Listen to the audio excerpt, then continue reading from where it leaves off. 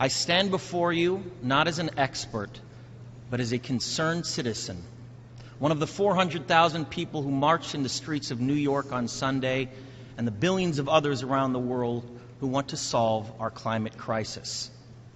As an actor, I pretend for a living.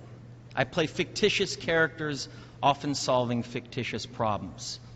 Saya berdiri di hadapan Anda bukan sebagai ahli, tetapi sebagai warga negara yang peduli. Salah satu dari 400.000 orang yang berbaris di jalan New York pada hari Minggu dan miliaran orang lain di seluruh dunia yang ingin menyelesaikan krisis iklim kita sebagai aktor, berpura-pura mencari nafkah.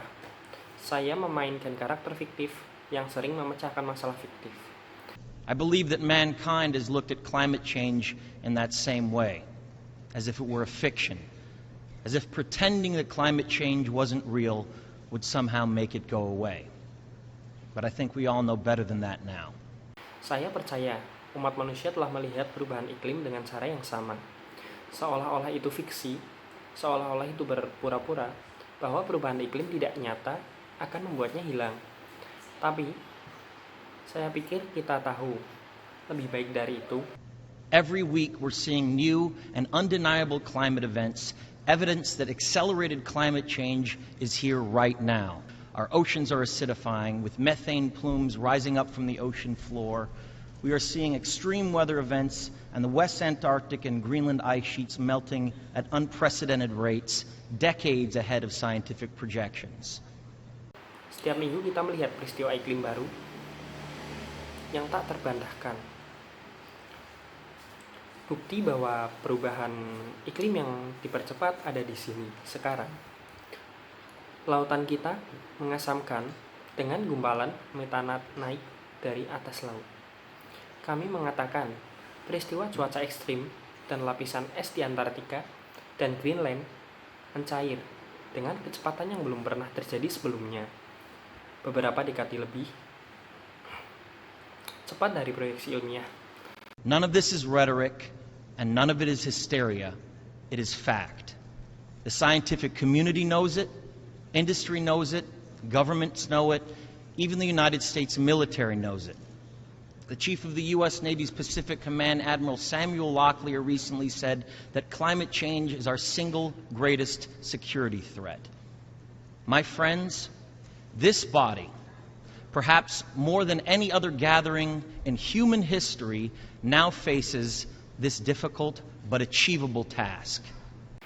Tak satu pun dari itu adalah histeria. Itu fakta. Komunitas ilmiah mengetahuinya. Industri dan ilmiah mengetahuinya. Bahkan, militer Amerika Serikat pun mengetahuinya. Kepala Komando Pasifik Angkatan Laut Amerika Serikat, Laksamana Samuel Locklear, baru-baru ini mengatakan bahwa perubahan iklim adalah satu-satunya ancaman keamanan terbesar kami. Teman-temanku, tubuh ini mungkin lebih dari pertemuan lainnya dalam sejarah manusia. Sekarang, menghadapi tugas yang sulit, tetapi dapat dicapai. You can make history, or you will be vilified by it. To be clear, this is not about just telling people to change their light bulbs or to buy a hybrid car. This disaster has grown beyond the choices that individuals make. This is now about our industries and our governments around the world taking decisive, large-scale action. Now must be our moment for action. We need to put a price tag on carbon emissions and eliminate government subsidies for oil, coal, and gas companies. We need to end the free ride that industrial polluters have been given in the name of a free market economy. They do not deserve our tax dollars. They deserve our scrutiny. Anda bisa membuat sejarah atau difitnah karenanya. Untuk lebih jelasnya, ini bukan tentang memberi tahu orang-orang untuk mengganti bola lampu mereka atau membeli mobil hibrida. Bencana ini telah berkembang melampauinya. Pilihan yang dibuat individu. Ini sekarang tentang industri kita. Dan pemerintah di seluruh dunia berbicara tentang tindakan berskala besar yang tegas. Sekarang harus menjadi momen kita untuk bertindak. Kita perlu membeli label harga pada emisi karbon dan menghilangkan subsidi pemerintah untuk semua perusahaan minyak, batu bara, dan gas. Kita perlu mengakhiri tumpangan gratis yang diberikan para pencemar industri atas nama ekonomi pasar bebas. Mereka tidak pantas mendapatkan uang pajak kita. Mereka berhak atas keamanan kita. For the economy itself will die if our ecosystems collapse. The good news is that renewable energy is not only achievable, but good economic policy.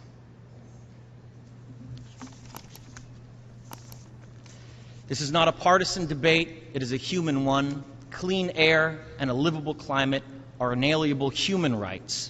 And solving this crisis is not a question of politics, it is a question of our own survival. Sebab ekonomi sendiri akan mati jika ekosistem kita runtuh. Kabar baiknya adalah bahwa energi